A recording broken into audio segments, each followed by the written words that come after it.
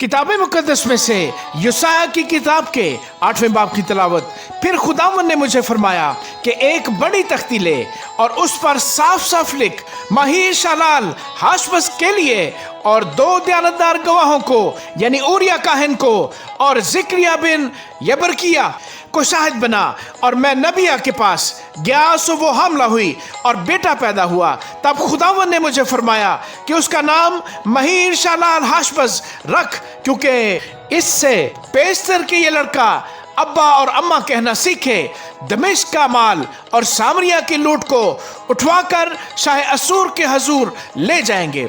फिर खुदावंद ने मुझसे फरमाया, चूंकि इन लोगों ने चश्मा शालूख के आहिस्ता रव पानी को रद्द किया और रजीन और रिमलिया के बेटे पर माइल हुए, इसलिए अब देख खुदावंद दरिया फरात के सख्त शदीद सैलाब को यानी शाह असूर और उसकी सारी शौकत को इन पर चढ़ा लाएगा, और वो अपने सब नालों पर और अपने सब किनारों से बह निकलेगा, और वो यहूदा में बढ़ता चला जाएगा और उसकी तुगयानी बढ़ती जाएगी।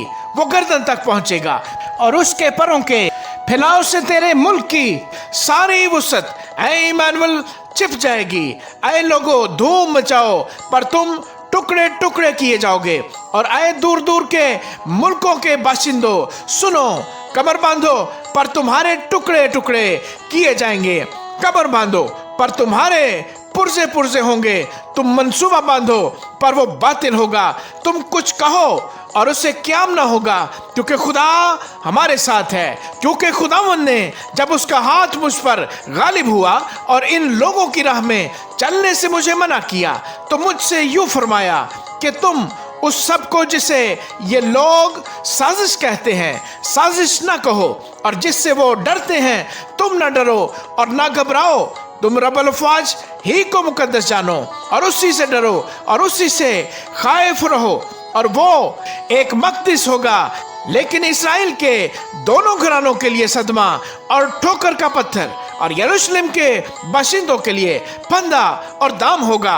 उनमें से बहुतेरे उससे ठोकर खाएंगे और गिरेंगे और पास पास होंगे और दाम में फंसेंगे और पकड़े जाएंगे। शहादतनामा बंद कर दो और मेरे शागिर्दों के लिए शरीयत पर मोहर करो। मैं भी खुदावंद की राह देखूंगा जो अब याकूब के घराने से अपना मुंह छिपाता है। मैं उसका इंतजार करूंगा। देख, मैं उन लड़कों समेत जो खुदावंद ने मुझे बख्शे रब्बुल अफ़वाज की तरफ से, जो कोहे सायून में रहता है, बनी इसराइल के दरमियान निशानों और अजायबो गराइब के लिए हों।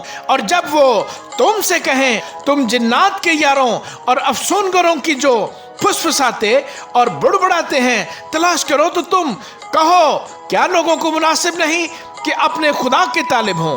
क्या जिंदों की बाबत मुर्दों से सवाल करें? शरीयत और शहादत पर नजर करो। अगर वो इस कलाम के मुताबिक न बोलें तो उनके लिए सुबह न होगी, तब वो मुल्क में भूखे और खस्ता हाल फिरेंगे। और यूं होगा कि जब वो भूखे हों तो जान से बेजार होंगे और अपने बादशाह और अपने खुदा पर लानत करेंगे और अपने मुंह आसमान की तरफ उठाएंगे, फिर जमीन की तरफ देखेंगे और नागहान तंगी और तारीकी यानी जुल्मते अंदोह और तीरगी में खदेड़े जाएंगे। आमीन।